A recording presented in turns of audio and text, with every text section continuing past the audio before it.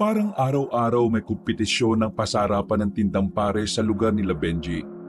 Kada madadaanan nilang sityo, may nakikita silang mga nagkukumpulan na tao. At sa tuwing lalapitan nila ang mga yon, nakikita nilang kumakain lang pala ng pares. Ito na ang sistema sa kanilang lugar mula nang mauso ang pagkain na yon. Baliw na baliw ang mga tao sa ganon. Dumarating na nga sa puntong araw-araw na lang na pares ang kinakain nilang lahat. Pre, may bago na naman parisan dyan sa sitio dos ha. Alam niyo kung anong pangalan ng parisan na yon? Ano? Utarantaduan na naman siguro yan. Ang pangalan ng parisan na bago dyan, Paris na Malagkit. Paborito ng mga kabit.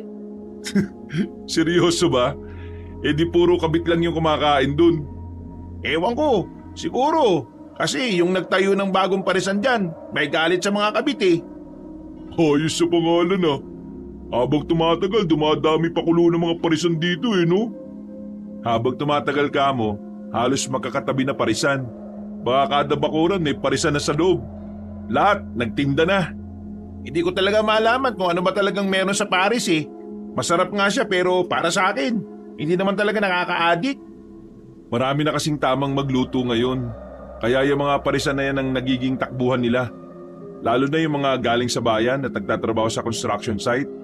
Dahil sa pagod sila, wala na silang oras para makapagluto. Tama si Benji. Kaya ikaw, makisakay ka na lang. Saka lang ako matutuwa kapag may nagtitinda na ng Paris ng magagandang babaeng nagbabantay. Sus, yang ka na naman. Torpe ka naman eh. Hindi ka nga makalapit kay Ellie nung nakaraan eh. Alam niyo namang kasama palagi yung nanay eh. Ang mabuti pa, kumain na lang tayo dun sa bagong parisan. Ano nga ulit pangalan nun? Paris na Malagkit, paborito ng mga kabit. Lang yun talagang pangalan niya, no? Dahil katatapos lang din naman maglaro ng basketball ang tatlong magkakaibigan, nakayayaan na lamang silang kumain sa bagong parisan. Gusto nilang malaman kung masarap din ba yun o gaya lang din ng iba, na puro sabaw lang, wala namang karne. Nang dumating sila, ay agad naman silang inasikaso ng mga nagbabantay. Karamihan sa mga bantay ay mga bakla. Mga magagaling mag-English kaya halos dumugudugo na ang ilong nila sa pakikipag-usap. Pagtikim nila ng pares, napanganga sila sa lasa nito. Wow! Unang tikim, matabang pa rin! Uy, huwag kang maingay. Hinaan mo ng boses mo. Mga babaya, marinig ka, kausapin na naman tayo. Pakiusap lang ha, ayaw ko na mag-English. Totoo naman na matabang eh. Kaya pala walang kumakain dito kahit bagong tayo lang. Ubusin mo na lang, baka sabihin napilitan lang tayo. Nilagyan na lamang nila ng sangkatutak na asin ang kanilang kinakain para kahit na papaano, hindi naman masayang ang perang binayad nila. Maya-maya lang, natapos na rin sila sa kanilang kinakain. Inalok pa sila ulit ng mga binabae pero dali-dali na silang tumakbo palis. Pambira naman, bakit ba tayo tumatakbo? Ikaw kaya ang makipag-usap sa mga yun. Tabang na nga ng Paris, English pa. Kaya pala para sa mga kabit kasi matabang. Napapiling na lamang sila ng mga sandaling yon. Pakiramdam nila, nagtapon lang sila ng pera. Mula nang matikman nila ang Paris na yon, ay sinabi nilang hindi na sila uulit doon. Mananatili na lang silang loyal sa mga nakasanayan nila. Umuwi na lamang si Benji sa kanilang bahay. Pagdating nila roon, inabutan niya ang kanyang ina na abalang naghihimay ng kangkong. Buti naman at nakaisip ka pang umuwi. Mama naman, kung makapagsalita parang 1 taon na akong nawala ah. Kanina lang naman ako umalis tanghali. Sira ulo ka rin talaga na. Yung mga pinagagawa ko sa iyo, hindi mo na namang ginawa. Wala ka na nga trabaho, hindi ka pa mautusan dito. Ayan. Ano nga yan? Pera malamang. Saan naman ang galing yan? Nang hold up ka ba? Anong nang hold up? Mukha ba akong hold upper? Mama naman Abay malay ko. Saan nga galing ang perang yan? Panalo namin sa pustahan sa basketball. Ayos ah. May napapala ka pala sa basketball na yan. Oo naman ma. Ikaw lang naman ang walang bilib sa akin nasan nga pala si Papa? Ayun, may ginamot na naman. May nagpunta kasi rito kanina. Ano raw ang sakit ng pasyente? Sakit sa katangahan. Ha? Nangingi sila ng tulong sa papa mo para daw hindi maging tanga ang anak nilang babae. Yung babae kasi, nag-asawa ng pangit. Hindi matanggap ng mga magulang. Kaya akala nila, yung katangahan ng anak nila sakit na pwedeng malunasan. Grabe naman mga magulang yun. Pero mas grabe si Papa pinatulan niya pa. Malakas ang pangangailangan ng papa mo Buti pa, tulungan mo ako mag-himay nitong kangkong na to.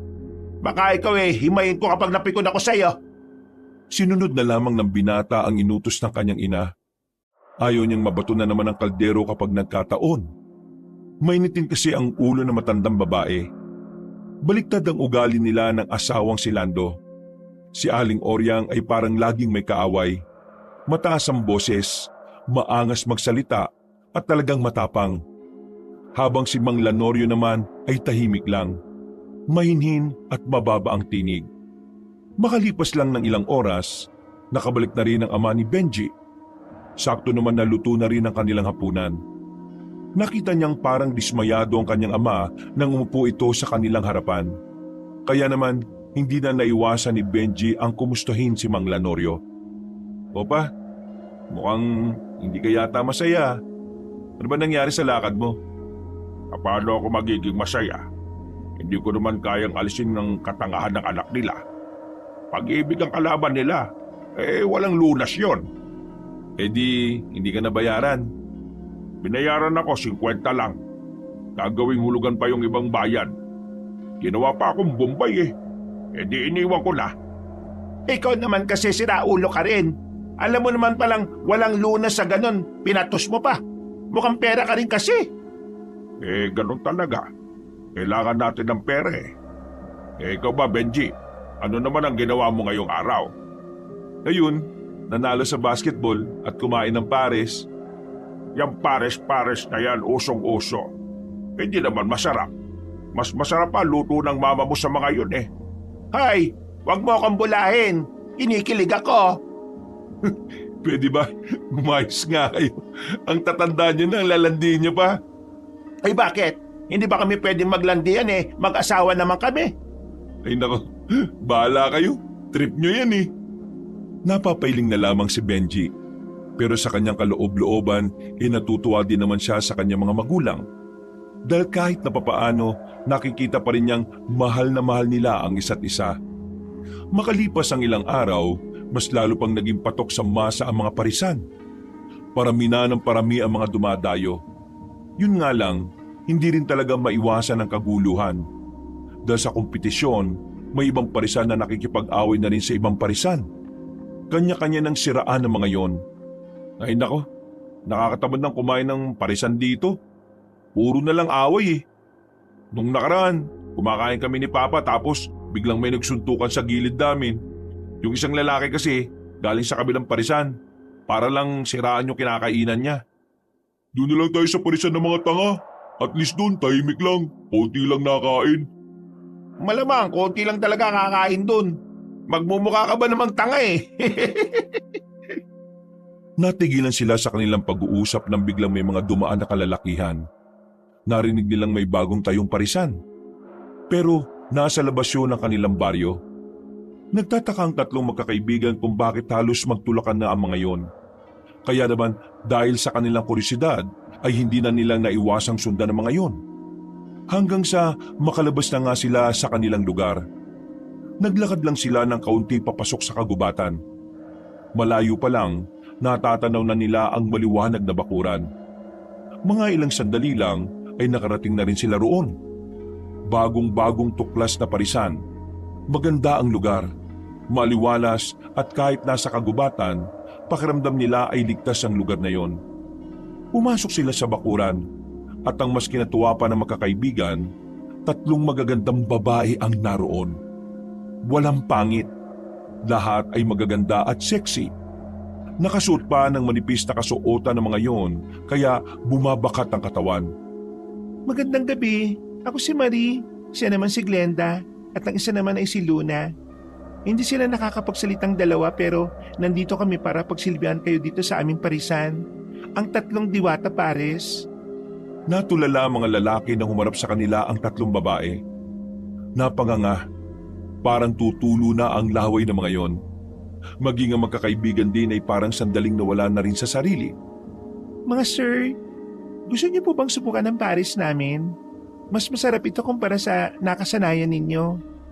Kailangan niyo lang talagang damhin ang bawat linamnam ng karne. Parang mga tangang nag-uunahang maka-order mga lalaki. Kaya nagpahuli na lamang sila Benji at nagpa siyang umupo na muna sa tabi. Matapos maka-order ang iba ay nilapitan naman sila ni Marie, ang babaeng tumatayong may-ari ng parisan. Sir, ano pong sa inyo? Ano pong meron? Ibig kong sabihin, anong ino-offer nyo? Pwede ka ba? Pinagsasabi mo dyan, uy! Ibig ko sabihin, pwede bang ikaw ang mag-serve sa amin? Oo naman po. Walang problema.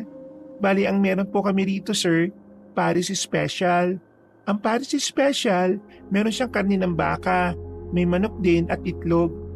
Pero kung Paris Overload naman po, sa malaking mangkok po yun at mas maraming karne na ilalagay.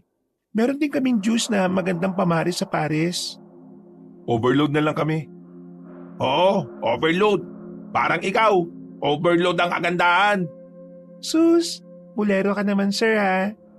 Minsan lang magsabi ng totoong kaibigan namin na yan at ngayon yun. Maraming salamat po mga sir. Sana, suportahan niyo palagi ang parisan namin. Ay, oo naman. Sa ganda niyong yan, siguradong masarap din ang mga luto niyo dito. Sige po, ihahanda na rin po namin ang kakainin ninyo. Alam namin gutom at takam na rin kayo eh. Nang maglakad na ang babae papasok sa kusina, napanganga pa sila dahil sa ganda ng hubog na katawan nito. Ganon din ang dalawang babae na si Glenda at si Luna. Akin si Luna ah. Mukhang tahimik eh. Mas mainhin. Tanga talaga nito. Hindi nga raw nagsasalita eh. Pero sa akin naman si Glenda. Medyo malaman pero sexy. Kung makaangkin tong mga to, kala mo naman talaga papatulad sila ng mga yun. KJ mo naman. Pumili ka na lang din ng gusto mo. Eh di malamang, sa akin na yung si Marie. Habang nag-asikasong tatlong babae, nakikita pa nila paminsan-minsan na tumitingin ang mga yun sa kanila. Nginingitian sila. Maya-maya lang, dinala na rin sa kanila ang pares nila. Hindi maalis-alis sa mga mata nilang tatlo sa dibdib ng mga babae. Para kasing sinasadya ng mga yon ay pakita sa kanila. Maraming salamat. Sana magustuhan ninyo. At kapag may kailangan kayo, lumapit lang kayo sa amin ha. Nang tikman nila ang pares, nanlaki ang mga mata nila. Parang gustong magwala ng tatlo sa sobrang sarap ng pares na kanilang natikman. Para sa kanila, sa dami ng parisan sa kanilang lugar, ito ang pinakaunang natikman nila na sobrang kakaiba. Walang katulad, sobrang sarap. Wisit, bakit ngayon ko lang natagpuan ng parisan na to? Sobrang sarap!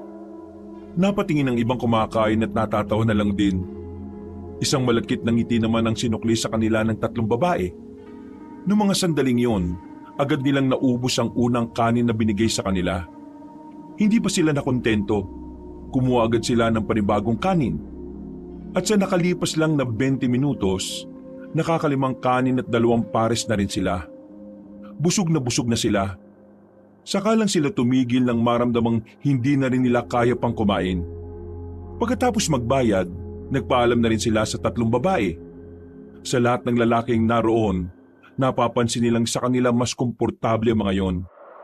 Bagay na lalong nagpalaki ng mga ulo nila. Inisip nilang baka may gusto rin sa kanila ang mga yon.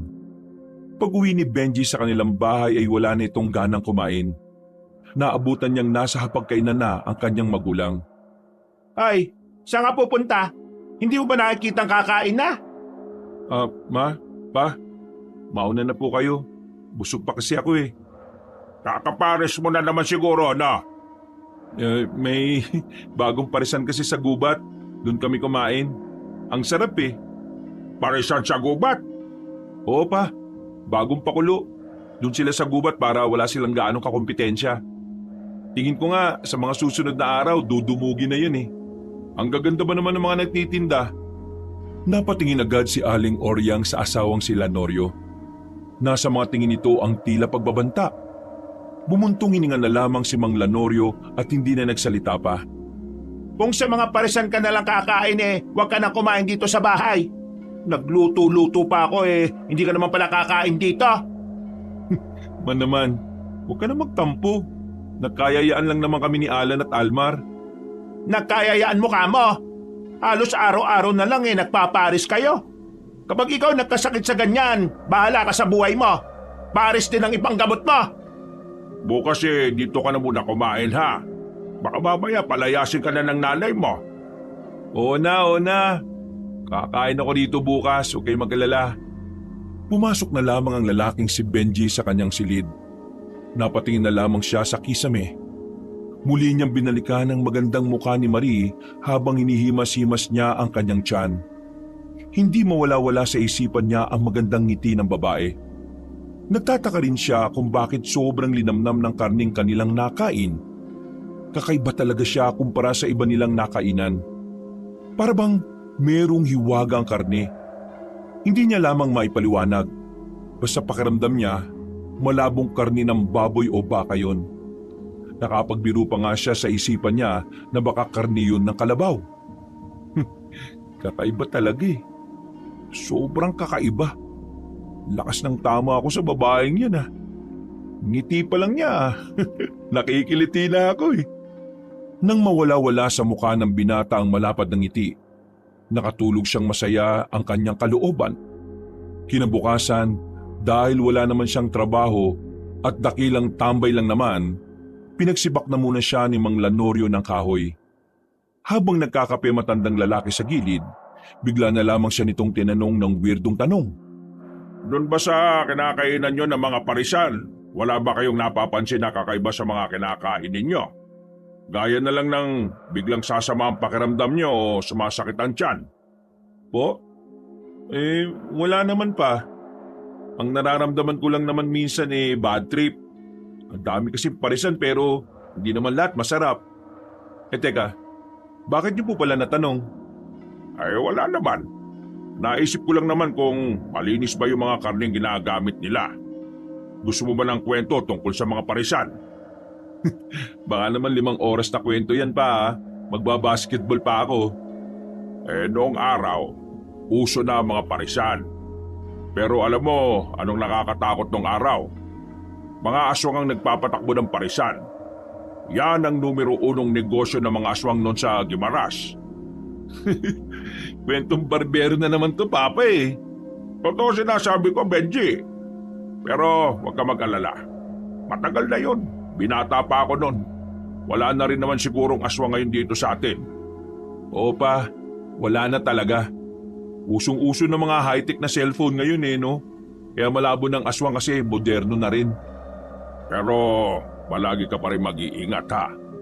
Kahit na albularyo ako, may mga sakit pa rin hindi ko kayang gamutin. Natanging doktor lang ang makakagamot. Wala tayong pera, Benji, pinapaalala ko lang. Opo pa, nag-iingat naman ako palagi Hindi mo naman kailangan mag-alala. Malakas po ang katawan ko. Siguraduhin mo lang kasi kapag nagkasakit ka, mayayari tayong pareho ng mama mo. Nagtawanan na lamang ang mag-ama ng mga sandaling yon. Maya-maya nang matapos na sa ginagawa ang lalaking si Benji, sinundo siya ng 2 niyang kaibigan. Hinila siya palabas ng kanilang bakuran. Gagi, ang dami na agad tao sa parisan nila Marie. Bad trip, wala na tayong pwesto. Dami na nating kaagaw sa kanila. Ano pa nga asahan nyo? Masarap yung Paris Masarap pa yung mga nagluluto. Kainis. Gusto ko pa naman sana kumain ngayon. Kaso nga lang, kanina pa kami pabalik-balik. Hindi pa rin nababawasan ng mga nandun Oo, umalma nga kayo. Hapon pa lang naman Di sa gabi tayo pumunta doon. Pero may iba lang Alam niyo ba yung kwento-kwento dito sa atin ngayon? Tungkol saan? Tungkol dun sa lalaking dinukot daw ng mga lalaking nakaitim. Ha? Kailan? Kanina lang pumutok yung balita. Hindi niyo alam? Hindi naman kami chismoso katulad mo Sabi sa usap-usapan, naglalakad lang daw yung lalaki tapos may 4 na lalaki nakabalot ng itim na biglang sinakluban ng telang itim yung ulo ng biktima. Wala naman sanang pakialam si Benji sa kwento ng kanyang kaibigan na si Almar dahil para sa kanya, hindi na bago ang dukutan. Pero naging interesado si Benji nang kinabukasan ay meron na namang nawawalang tao. Kalat na kalat yun sa kanilang lugar. Umabot na nga rin sa katabi nilang baryo. Sa bawat sityo nila, yun ang usapan sa mga parisan. At ang sinasabi ng lahat, mga lalaking nakaitim talaga ang kumuha at dumukot sa bagong biktima. Naririnig mo ba ako sa usapan, Benji? Ay nako, may mga dinukot na tao ngayon. 2 biktima na meron dito sa lugar natin. Alam mo ba kung ano raw ang ginagawa sa kinukuhang tao? Kinukuha ang laman loob, mata, utak, basta lahat pwedeng pakinabangan, kinukuha. Binibenta raw mga yon sa mga sindikato sa Maynila. Kaya ikaw huwag ka na munang gagala-gala. Kahit naman makuha nila ako, wala naman sila mapapala sa mga laman loob ko eh. Hindi naman na ako fresh. Hay, siraulo ka talaga kapag kinakausap ka ng maayos no? Oo na po, nakikinig naman ako eh. Yang sinasabi ng mama mo, totoo yan. Naalala ko na naman nung araw. Napadpad kasi ako sa Maynila kasi nandun yung tiyuhin ko. Ay nako, halos araw-araw may nangunguha ng mga bata. O kaya kahit ano na lang, matanda, babae, basta marami. Tapos ibebenta na naman nila sa mga aswang. Alam ko na kasunod niyan pe. Aba, bastos to. Nagsasalita pa nga ako eh. Alam na kasi namin ni mama yung kasunod eh. Matapos makapagapunan, pasimpleng lumabas ang lalaking si Benji para puntahan ang 2 kaibigan niya na kanina pa pala siya hinihintay. Noong mga sandaling yon, balak na naman nilang kumain sa parisan nila Marie. Paris na talaga ako. Bilisan nyo naman maglakad, ang babagal nyo eh. Gustong gusto mo lang makita si Glenda eh. Malamang. Huwag na nga kayo maging ipokrito. Alam naman natin yung mga babae lang naman ang pakay natin eh. Bigla silang napatigil sa paglalakad na makaramdam sila na parang may sumusunod sa kanila. Na makarinig sila ng mga kaluskos, agad-agad silang naghilahan para makatakbo. Nadapa pa si Almar sa tain ng kalabaw. Sumubsob siya roon. Nalagyan ng tayang kanyang dibdib. Nung pagkakataong yon, sa halip na tulungan nila si Almar, nauna pa nila itong pinagtawanan. Ang pag-iisang dibdib ng tae at ng dibdib ng mukhang tae. Uy, ang gulo naman ang sinabi mo. Pero nakakatawa. Ulang ya, sa halip na tulungan niyo ako makabangon, tinatawanan niyo pa ako. Ganun daw kasi ang tunay na kaibigan. Galit na bumalik si Almar. Hindi na sila nito nilingon. Natatawa na lamang si Benji at Alan. Para kasing batang nagmamaktol si Almar habang may ebak ng kalabaw. Gagi kasi ito tinawanan eh. Sus, tumawa ka rin naman eh. Ayaw na yon. Siya naman yung unang nanghili. 2 na lamang silang nagtungo sa parisan. Nang dumating sila roon, nakita nilang nagliligpit na pala ang 3 babae. Wala na rin mga customer. Maaga kasing naubos ang tinitinda nila Marie. Dismayadong lumapit ang magkaibigan habang napapakamot sa ulo. Maganda gabi Marie. Wala na kayong tinda? Ay naku, pasensya na kayo. Ang aga kasing naubos eh. Hindi nyo naman kasi kagad sinabi na pupunta kayo para napagtabihan namin kayo. Talaga? Pwede nyo pala kaming pagtabihan? Oo naman. Isa kayo sa unang customer namin kaya espesyal kayo sa amin. Ganun ba? Total, wala na rin naman kaming inabutan. Tutulungan na lang namin kayo magligpit. Ay naku, hindi na. Kaya naman namin eh. Kahit itong mga upuan at lamesa lang. Saan ba ito ilalagay? Sige, dyan lang sa gilid. Sa loob ng kusina nyo, gusto nyong tulong? Ay, hindi na. Ayos na kami. Kayang-kaya na namin. Diba, Glenda at Luna?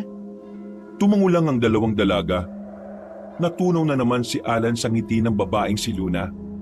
Nakita na lamang ni Benji na unti-unti nang lumalapit si Alan sa babae. Hinawakan nito ang pisngi ni Luna na parabang hahalikan na niya ito. Hinilan ni Benji si Alan palayo at sinampal. Uy, para kang siraulo. Anong ginagawa mo? Ha? Anong ha? Hahalikan mo na si Luna, no? Hahalikan ko? Marie, pasensya na. Gusto pa sana naming tumulong pero Gusto ko munang turuan ng leksyon tong kasama ko. Luna, pasensya na ah. Pasensya na talaga. Hinila ni Benji ang kanyang kaibigan paalis sa lugar na yon. Nang makalayo na sila, ay saka nito binitiwan si Alan. Ano ba problema mo, pre? Makaila, akala mo umihila ka lang ng bata ah. Ikaw pre, ikaw ang anong problema mo? Ang bastos kaya ng ginawa mo. Ano ba kasi yun? Seryoso ka bang hindi mo alam? Magtatanong ba ako kung alam ko? Pre, bigla ka nalang lumapit kay Luna. Tapos hinawakan mo pa sa pisngi. At mga halikan mo. Paano hindi mo alam? Ha? Ginawa ko talaga yun? Oo. Kaya nga kita hinila eh. Kasi baka mamaya ireklamo nila tayo. Totoo ba? Ano? Gagawa ko ng kwentong ganito? Wala ka ba talagang naalala? Wala nga. Ang huli ko lang naalala, napatingin ako kay Luna. Tapos sunod nun, bigla mo na lang ako sinampal. Seryoso ba talaga? Ano nangyari kanina? Nawala ka sa sarili? Hindi ko alam. Kilala mo naman ako, pre. Kahit na mahilig ako sa babae, hindi ko gagawin bigla na manghalik lang ako. Lalo na kung hindi ko naman kilala gaano. Hindi wala ka nga talagang alam dun. Ay sus, ang kulit mo talaga, wala nga. Di ka kaya na-hypnotize kay Luna? Si Luna? Kayang gawin yon? Napakamot na lamang si Benji sa kanyang ulo. Maging ito rin kasi ay naguguluhan sa nangyari. Habang naglalakad sila pabalik ng kanilang lugar, pinagpalagay na lamang ni Benji na baka naingkanto lang si Alan. Pero hindi na rin niya yun sinabi pa sa kanyang kaibigan para hindi na yun mabahala pa. Bago sila maghiwalay ng landas, nadaanan pa nila ang kaibigan nilang si Almar na naliligo sa bakuran. Pre, huwag ka na magalit. Hindi naman namin sinasadyang matawa eh. Oo nga naman. Ito talaga para namang hindi tayo magkakaibigan yan eh. Baliw, di naman ako galit eh. Bad trip lang ako kanina. Ang baho kaya. Eh paano magiging mabaho yun eh, tayo lang ng kalabaw yun. Damo lang naman kinakain nun. Aba, malay ko. Pre, itong si Alan na-hypnotize yata ni Luna. Huh? Anong na-hypnotize? Eh bigla na lang kasi nitong hahalikan yung babae. Pero ang sabi niya, hindi naman daw niya alam yun. Wala siya sa sarili. Huh? Seryoso? Oo nga pre, promise wala talaga akong alam. Natawa na lang ako nung sinampal ako nitong si Benji eh. Tingin ko talaga pre, may kakaiba kay Luna. O baka may kakaiba sa kanilang tatlo. Dahil sa kaisipan na yon ni Alan, nagsimula na tuloy magbago ang tingin nila sa tatlong babae.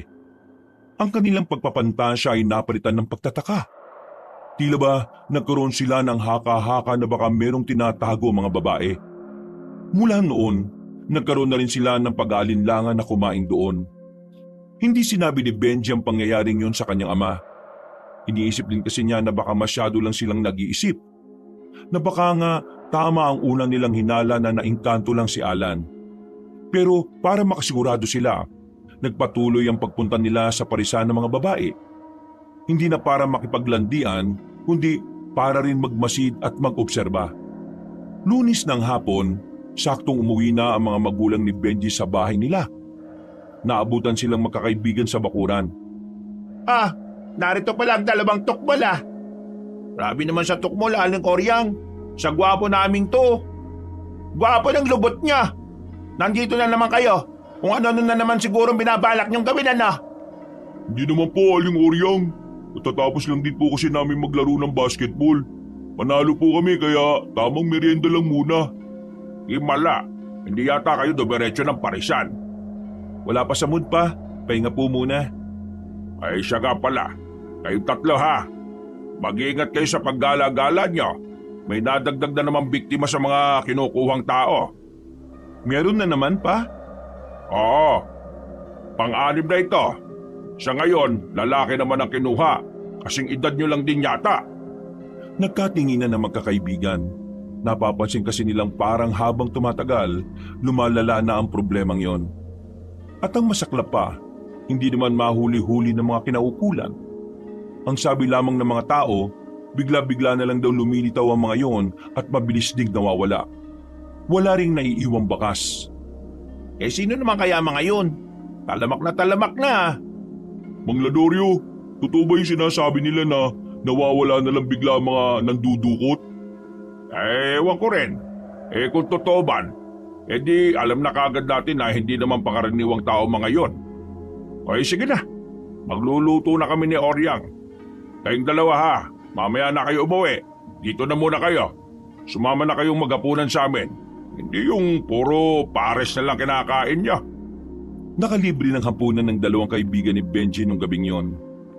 Pagkatapos, nagkayayaan na naman ang magkakaibigan na umalis. Balak nilang sumilip lang sana sa parisan nila Marie. Pero habang naglalakad sila, kakaibang senaryo ang kanilang nadatnan. Ilang metro ang layo mula sa kagubatan na kinaroroonan ng parisan, nakita nila ang 4 na lalaki na may hinablot na isang babae. Sinubukan na makapalag ng babae pero wala rin itong nagawa. Kitang-kita ng 3 kung papaanong binuhat ng mga yun ng babaeng bigla na lang nawalan ng malay. Pero ang mas kinawindang nila, nakita rin nilang tumalon papunta sa taas ng puno ang mga misteryosong lalaki na nakaitim. Anak ng tokwa, anong klase mga tao yun? Ang taas ng mga talon ng mga hinayupak na yun ah. Palaka ba yun? Kung sundan kaya natin sila kung saan sila pupunta? Wag, delikado. Baka mamaya kakaibang nila lang yun. Mapapahamak lang kayo. Anong gagawin natin? May kinuha na naman tao yung mga nakaitim na yun. Tuloy tayo sa parisan nila Marie. Ano bang iniisip mo ngayon, pre? Basta, tara na. Kahit nababahala na rin sila nung oras na yon, tinungo pa rin nila ang kinaroroonan ng mga dalaga. Pagdating nila roon, marami-rami pang mga customer ang naroon. Wala na silang mauupuan, kaya naman hindi na muna sila lumapit. Kung lumapit kaya tayo sa bandang kusina nila, tapos tingnan natin kung anong meron sa loob. Balo ka ba? Di kapag nahuli tayong mapagkamalan pa tayong magnanakaw. Lalapit tayo kapag meron ng bakante. Mag-obserba lang tayo. Kailangan nating alamin kung anong meron sa kanila. Seryoso ba to? Wala tayong pakialam sa nangyari kanina. May magagawa ka pa ba ron? Di sumbong natin sa kinaukulan. Paano kung tayo naman ang punteryahin ng mga nilalang na yun? Nanahimik si Alma sa sinabi ni Benji. Napagtanto rin kasi nitong may tama rin naman ang sinasabi ng binata. Maya-maya pa, nakita na rin nilang may tumayo na sa kumakain. Nakipag-unahan silang makaupo roon kaya agad naman nilang napwestuhan yon. Nakita sila ni Luna. Lumapit ito sa kanila at sumenya-senyas. Ang sabi niya, mas maganda raw kung naligo kayong dalawa. Nakakaintindi ka ng sign language? Hindi, gawa-gawa ko lang. Ang sabi niya, magandang gabi sa inyong 3. Sabay-sabay silang napalingon sa gilid nang marinig nila ang tinig na yon ni Marie. Nakasuot pa ito ng apron. Makikita ang pawi sa bandang noo nito na indikasyon na abalang-abala ito sa kusina. Marie, pwede bang pa-order ng 3 overload? Wala namang problema. Sa katunayan, tinabihan na namin kayo eh. Luna, Marie, tungkol sa nangyari, gusto ko sanang humingi ng pasensya. Alam kong bastos ang ginawa ko. Ang sabi ni Luna, ayos lang daw. Akala niya nga raw gagawin mo eh. Umasa raw siya. Ay, kilig-itlog si Alan. 3 overload na. Sige, pakihintay na lang ah. Mabilis na lang naman yun kasi nakabalot na siya kanina pa. Gusto rin ako ni Luna siguro. Pero hindi pa rin mawawala sa isip ko na baka nahipnotismo niya ako eh. Pero teka, pa rin ba nakakain pa rin tayo dito kahit na naghihinala tayo sa kanila? Tingin ko, wala namang problema sa pagkain na binibenta nila eh. Wala naman tayong nararamdamang masama sa katawan natin, di ba? Pre, tingnan niyo si Glenda oh. Nang lingunin nila ang babaeng si Glenda sa bandang gilid ng kusina, nakita nila kung papaanong binuhat ng babae ang drum na mabigat. Para kasi sa kanila, hindi normal ang ganong klase ng babae, lalo na't payat lang naman si Glenda. Walang ya. Kahit na ako, hindi ko kakayanin buhatin yun ah. Mga tao ba talaga ang mga yan? Pambira naman buhay to. Ang daming nangyayari dito sa atin. Ngayon, parang hindi normal to mga babaeng to. Tapos may mga nakaitim pang antataas ng talon. Ayun na, kumilos lang kayo ng normal ha. Umayos sila ng pagkakaupo nang lumapit na sa kanila si Marie at Luna. Mainit-init pa ang paris na inilapag sa lamesa. Talagang sinadya ng dalawang dalaga na yumuko para makasilip ang mga binata sa kanilang itinatagong bundok. Sana mag-enjoy kayo. Marie, Bakit? pwede ba kitang ligawan? Munti ka nang mabilaukan ng dalawang kaibigan niya nang sabi niya yon. Ang babaeng si Marie naman ay napangiti at natawa na lang din. Seryoso ka ba? Oo naman. Bakit naman hindi? Alam mo kasi, wala akong oras sa mga ganyan eh. Kita mo naman kung gaano ako kabala rito. Tapos, may dalawang kapatid pa akong hindi nakakapagsalita. Kailangan nila ako sa buhay nila. Pasensya ka na. Okay lang. Naiintindihan ko naman eh. Ngumiti na lamang ng pilit si Benji at naglakad na rin palayo ang babaeng si Marie. Agad naman siyang pinagtawanan ng dalawa niyang kaibigan. Agoy, busted ang tropa namin na yan. Aba, busted ka talaga. Binigla mo ba naman eh? Mga siraulo, akala niyo ba seryoso ko? Sus! Dahilan mo lang na di ka seryoso para hindi alatang paiyak ka na. Sinubukan ko lang kung papayag siya. Para kung pumayag siya, may dahilan ako para magtanong tungkol sa tinitirhan nila. Natahimik ang dalawang lalaki. Sumeryoso na rin ang mukha nila na parang nakaramdam ng hiya. Para malaman natin kung anong meron sa kanila. Kailangan natin mapalapit sa kanila, di ba? Di ba, curious din naman tayo kung paano ka nahipnotismo ni Luna? Akala ko ba, naengkanto lang ako. Yun din naman ang iniisip ko. Pero sa tuwing titingin ako sa kanila, may nararamdaman ako na parang mali eh. Parang may kakaiba talaga sa kanila. Tingin ko, kailangan na nating tikman to. Nakatingin sila sa atin. Baka maginala sila. Sinimulan na muna nilang kumain. Nilalasahan ni Benji ang pares. Wala naman silang nalalasahan na masama. Ganun pa rin ang timpla. Masarap pa rin. Malinamnam pa rin ang karne na nakakagat nila. Paano kung hintayin natin silang magsara para malaman natin kung saan sila nakatira? Magandang ideya yan. Pero paano kung nakita nila tayo? Anong sasabihin natin?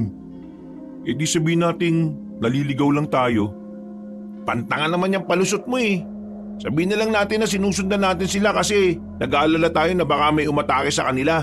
Sabihin natin yung tungkol sa mga nawawalang tao dito sa atin. O sige, yan ang sabihin natin. Matapos nilang kumain ay pumwesto na muna sila sa madilim na parte. Pero hindi naman kalayuan sa parisan. Makalipas lang ang ilang oras, ubos na rin ang mga binebenta ng mga babae. Wala na rin ang mga customer. Nakita nilang nagliligpitan na ang mga yon kaya inihanda na rin nila ang kanilang sarili. Yan na, aalis na sila mga pare. Pero ang kanilang pinagtaka, nakita nilang sa likod ng parisan dumaan ng mga yon. Napaisip tuloy ang tatlo kung may daanan ba talaga ron. Kaya naman wala na silang sinayang na pagkakataon. Palihim at maingat silang naglakad palapit doon. Pero laking pagtataka na lamang nila nang wala na agad ang tatlong babae sa likuran ng parisan. Gagi, saan ang mga yun? Ang bilis na wala ah. Parang kagaya nila yung mga nakaitim ah. Nawawala na lang bigla. Paano kung Kung ano? kung kagaya sila ng mga nakaitim? Ano ba kasi yung mga nakaitim na yun? Pasukin natin tong parisan para masagot ang katanungan natin. Naganap sila ng maaaring pasukan sa parisan. Pero nakakandado ang pinto at ang dalawang bintana. Desidido ang tatlong magkakaibigan na makapasok sa loob. Kaya naman kumuha sila ng malaking bato. Wala na silang pakialam kung trespassing ang kanilang gagawin. Binasag nila ang kandado sa bintana. At dahil kasyang-kasya naman sila roon, isa-isa silang pumasok doon. Binuksan kaagad nila ang ilaw. Bumungad sa kanila ang makalat na kusina. Para hindi man lang yun nalilinis. Nakakalat din ang ibang kagamitan sa pagluluto. Pero ang nakapukaw ng kanilang atensyon ay ang drum na kulay asul na nasa gilid. Yun ang drum na binubuhat ni Glenda. Lumapit sila roon. Binuksan nila ng bahagya ang drum. Napatras sila ng umalingasaw ang mabahong amoy. Parang may nabubulok na daga roon. Bagay na mas lalong nakapagpagulo ng kanilang isipan. Kusina to tapos nag-iwan sila ng bulok dito? Bad trip? Anong klaseng parisan to? Bubuksan ko. Titingnan natin kung anong nasa loob ng drum na yan. Nagkatanguan lang silang tatlo. Marahang naglakad si Benji sa harapan ng drum. Nakatakip pa siya sa ilong. Nang mabuksan niya na yon, unti-unti niyang sinilip ang nasa loob. Nang makita na niya kung ano ang naroon, napatras siya at muntikan ng matumba. Gulat na gulat. Nanayo ang mga balahibo at hindi makapaniwala sa nakita. Bakit? Ano bang nandyan, oy? Inan mo, Alan. Ano bang naroon, bilis? Marahan ding naglakad si Alan, palapit doon at maging ito ay kinilabutan din. Dahil ang nasa loob ng drum na yon ay walang iba kundi ang mga parti-parting katawan ng tao. Usang gala, pre. Mga tao nandyan ah. Anong tao? Katawan ng tao? Karne ng tao? Nang si Almar naman ang tumingin ay halos masuka-suka ito. Hindi kinaya ng binata ang nasaksihan niya. Hindi na to normal. Agad-agad na rin silang umalis nung mga sandaling yon. Hindi na nila naisara ng maayos ang bintana. Sa sobrang tarantan nila, halos magkandadapa-dapa na sila. Nang makalayo silang tatlo ay saka lamang sila nagpahinga. Lintik, ano ba nakita natin? Katuwang ba talaga ng mga tao yun?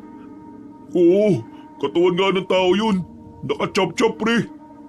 Ang tanong dyan, bakit may ganun sa drum na yun na nasa loob ng kusina nila Marie? Mga serial killer ba sila? Hindi. Eh ano? Noon, hindi ako naniniwalang nandito pa sila. Pero ngayon, parang unti-unti na ako nakukumbinsi. Ano nga? Tingin ko mga aswang sila. Ano? Aswang? Paano naman sila magiging aswang? May nabasa ako. Mga aswang lang daw ang may kakayahang pumatay ng mga tao at gawing pagkain. Eh teka. Anong sinabi mo? Ginagawa nilang pagkain ng mga tao? Kung ganun, yung mga katawan ng tao kinakarnin nila? Baka naman ano? Gagi, baka yun ang inahalo nila sa Paris. Nanlaki ang kanilang mga mata nang marinig yun. Wala pang ilang segundo, nasuka na lamang ang tatlong binata. Parang gusto nilang ilabas lahat ang Paris na nakain nila mula nung umpisa nilang makilala ang tatlong babae. Namula na ang mukha nila kakasuka habang nasa gilid sila ng kalsada. Nakaramdam na sila ng panghihina. Para na silang lalagnatin. Pero nang wala na silang maisuka, natulala sila sandali sa gilid. Nahimasmasan lang ng pagmumurahin sila ng dumaang truck dahil muntikan pa silang mahagip. Ibig sabihin, kumain tayo ng karne ng tao? Kadiri ang putya. Kailangan natin ipaalam to sa pamunuan. Hindi pwedeng magpatuloy ang pagtitinda nila ng tao. Kung tao nga hinahalo nila sa Paris, siguro ngayon wala tayong mararamdaman sa katawan natin. Baka yung mga isinerve sa atin yun yung mga bagong kapapatay lang na tao. Wait lang. Ano na naman? Paano kung yung 4 na lalaking nangunguha ng tao kasabwat nila? Paano kung yung mga hinalo nila sa Paris yung mga taong dinudukot nila? Putya naman talagang buhay to. Oo nga no, pwedeng ganun. Kasuklam-suklam mga pare. Kailangan na natin makabalik sa atin. I-report kaagad natin to sa barangay natin, tara na. Walang sinayang ang tatlong lalaki. Dali-dali silang bumalik ng kanilang baryo. Tumungo sila sa pamunuan sa kanilang lugar. Nang makita nila ang kapitan doon, mabilis nilang isinalaysay ang kanilang mga nasaksihan. May tiwala sa kanilang kapitan dahil kilala sila rito. Kaya naman agad na nagpadala ng mga tanod ng kapitan at mabilis na pinuntahan ang kinaroroonan ng tindahan. Kabadong malala ang tatlong binata. Hindi nila alam kung bakit. Nang makapasok na ang mga tanod at makita na ang laman ng drum, wala na silang naabutang karne o katawan ng mga tao. Dismayado ang kapitan sa kanila. Hindi naman makapaniwala si Benji. Hindi sila maaaring magkamali nun. Alam nilang katawan ng tao ang nakita nila sa drum. Pero hindi naman nila magawang ipaliwanag kung papaano wala na yung laman. Amoy na lamang ang natira. Bumalik sila sa kanilang baryo. Nainis sa kanila ang kapitan. Sinabihan na lamang sila na huwag ipapaalam ang ginawa nilang pagpasok sa tindahan dahil siguradong pati ang barangay ay malilintikan. Dismayado rin ang tatlong binata nang nasa bakuran na sila nila Alan. Mabuti na lamang ay wala ro ng pamilya ng binata kaya malaya silang pag-usapan ang bagay na yon. Tingin ko, kailangan na rin natin kabahan. Bakit tayo kakabahan? Totoo naman nakita natin yun Hindi niyo ba naintindihan ang nangyayari? Inalis nila kagad yung laman ng drum. Ibig sabihin, alam nila Marina naroon tayo kanina. May punto siya, pre. Kaya anong gagawin natin ngayon? Wala. Wala tayong gagawin. Kikilos lang tayo na parang walang nangyari. Pero iwas muna tayo sa parisan nila. At huwag na muna tayong maglalalayo sa bahay. Paano ako, pre? Wala akong kasama dito. Sa susunod na buwan pa uuwi sila mama Doon ka muna sa amin. Ipapaalam kita kay mama at papa. What if sabihin natin kay Mang Lanorio ang tungkol dun kay na Marie? Total, albularyo naman ang papa mo, di ba? Pinag-iisipan ko nga rin Pero baka naman magalit siya sa akin kasi pinasok ko tong gulo na to. Pre, mamili ka. Mapahamak tayo o sasabihin mo sa papa mo? Tingin ko makakatulong si Mang Lanorio Huminga ng malalim ang binatang si Benji.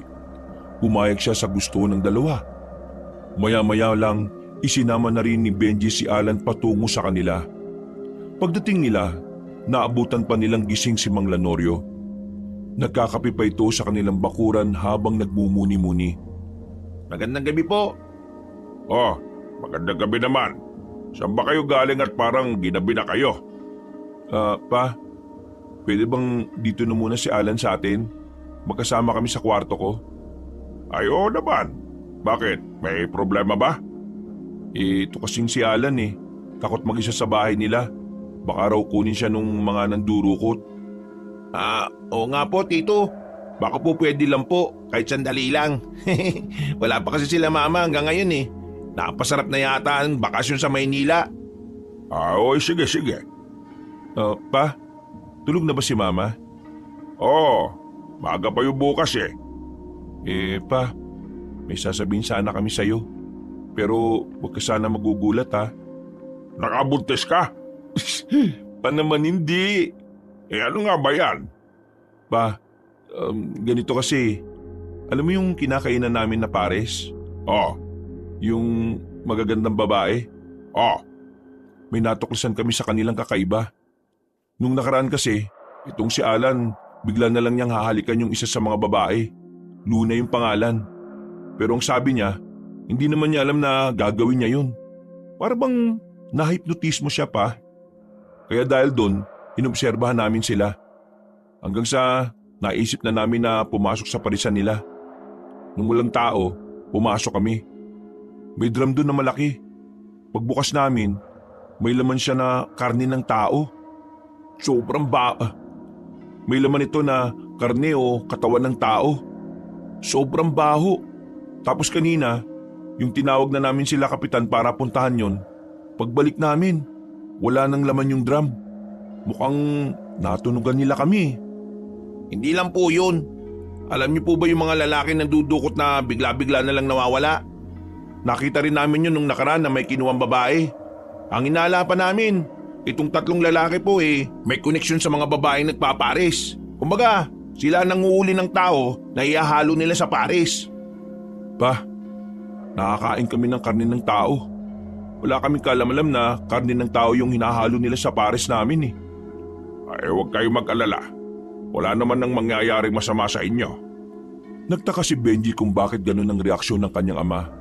Ang iniisip niya kasi, bigla-bigla na lamang maalarma ang kanyang tatay. Pero parang hindi man lang ito nagulat. Pa, parang alam mo nang sasabihin namin to May alam ka ba rito? Alam niyo ba kung bakit nagsabay-sabay tayong kumain dito nung gabi? Meron akong nilagay na gamot sa pagkain ninyong 3. Ang gamot na yon ay ang siyang lilinis ng laman loob ninyo para mawala ang bakterya na meron ng karne ng tao. Yun ang dahilan kung bakit hanggang ngayon nasa maayos kayong kalagayan. Alam ko nang mangyayari ito Sa katunayan, bagong dating pa lang yung 3 babaeng yon, iniimbestigahan na naming mga albularyo kung ano sila. Yung mga magdudukot ng mga tao. Oo, tama kayo. Kasabwat yun ng 3 babae. Kung una pa lang pala alam nyo na. Bakit nyo pa kami hinayaan na makakain ng pares? Dahil gusto kong malaman kung magiging epektibo ba yung ginawa kong gamot. Sa madaling sabi, sa inyo ko sinampol. Ay, pambira ka naman pa Nasa maayos na ba kayong kalagayan Ang mahalaga ngayon, kung ano ang gagawin nyo para makaiwas kayo sa kapahamakan. Pa, yung tutungang mga aswang sila, ano naman ang motibo nila dito sa atin? Sa totoo lang, yan ang hindi pa namin alam. Patuloy pa rin kaming nag-iimbestiga sa mga yon. Kapag nalaman na namin ang motibo nila, saka na kami gagawa ng hakbang para matugi sila. Grabe naman buhay to. Gusto lang naman namin kumain ng Paris eh. May ganito pa pala kaming matutuklasan. Kailangan ko ng tulong ninyo. Tulong namin? Ano naman ang may tutulong namin pa? Kailangan ninyong mapalapit sa mga babaeng yon. Kailangan nating makakuha ng impormasyon mula sa kanila. Mukhang malabo na yan, Mang Lanorio. Nakaramdam na sila na kami ang pumasok dun eh. Kumilos lang kayo ng normal na parang walang nangyari. Hindi nila kayo sasaktan, pero kailangan nyo mag-ingat. Huwag kayo mag-alala. Alam na ng mga kasama ko ang plano kong ito. Si Mama, alam ba niya na ganito ang gawain mo? Ang alam lang namin manggagamot ka eh. Matagal na niyang alam. Ikaw lang ang walang alam. Puro ka kasi basketball eh. Diyos ko, ano ba bang hindi ko alam sa pamilyang to? Pero wala ba kayong ibibigay sa amin na pangontra o sandata man lang? Pangontra wala. Hindi pa namin alam kung anong klaseng aswang sila eh. Kaya hindi namin alam kung anong pangontra ang para sa kanila. Pero sa susunod na mga araw, may ibibigay ako sa inyong sandata. Sumang-ayon na lang ang dalawang binata. At matapos lang din ang pag-uusap na yon, ay pumasok na rin sila sa loob ng bahay. Magkatabi sila sa higaan, pero parehong hindi makatulog ang dalawa. Para silang napaparanoid sa tuwing makakarinig lang sila ng kaluskos sa labas. Pakiramdam nila, anumang oras ay sila ang kukunin ng mga lalaking nakaitim. Kinabukasan, tinanghali na ng gising ang dalawa. Nakalis na nga rin ng bahay ang matandang si Oryang. Si Mang Lanorio na ang gumising sa kanila. Mukhang hindi yata kayo nakatulog na maayos ah. Magkakaharap na sila sa hapagkainan. Diretsong tanghalian na sila nung oras na yun. Opo, hirap makatulog. Naisip pa rin kasi namin yung mga nangyayari eh. Normal lang naman yan. Huwag kayong mag-alala. Hindi naman yan panghabang buhay. Pansamantala lang naman yan. Nakalis na ba si Mama? Oo, kanina pang umaga. Pa, matanong ko lang. Paano pala si Mama?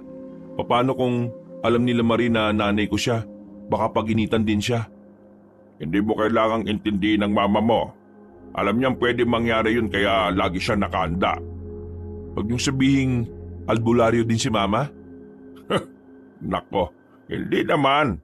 Sadyang may alam lang ang mama mo. Sige na, kumain na kayo.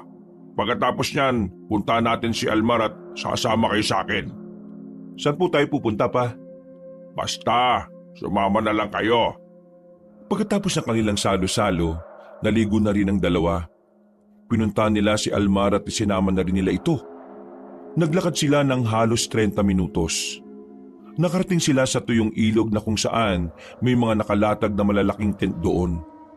Pagkakita pa lang nila Benji, alam na agad nilang doon tumatambay ang mga kagaya ng kanyang ama. Dinala ko kayo rito para turuan ng mga dapat niyong gawin. Nasa panganib rin ng inyong buhay dahil sa mga natuklasan ninyo. Tuturuan din namin kayo rito kung paano niyo mapapakalma ang sarili niyo kapag kaharap niyo na mga aswang. Tumango na lamang ang tatlong binata ng mga sandaling yon. Maya-maya pa, inilapit na rin sila ni Mang Lanorio sa mga kilalang tagaturo ng kanilang samahan. Nang magsimula na silang magsanay, madili nilang natutuhan ng mga itinuro sa kanila. Inabot sila na maghapon. Dakong 10:00 na rin sila ng gabi nakauwi. Pagod ang inabot nila. Pero masaya si Benji dahil kahit papaano, meron na rin siyang ideya sa kung anuman ang trabaho ng kanyang ama. Habang naglalakad silang apat pa uwi, hindi nila maiwasang mag-usap-usap tungkol sa mga nangyayari. Pa, ganun ba talaga kahirap ang trabaho nyo?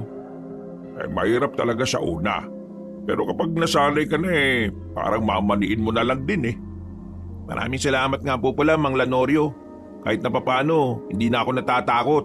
Kasi alam kong kaya ko silang palagan. Huwag tayo masyadong kampante ha. Hindi pa natin alam kung anong kapasidad ng kalaban natin. Basta ako, kalma lang. Pero mga tol, handa na ba kayo ngayong gabi? Oo, Nakahanda na kami. Kailangan ba natin magdala ng sandata? Wag. Makakalata sila. Nakabantay naman ako kaya wala kayong dapat ikabahala.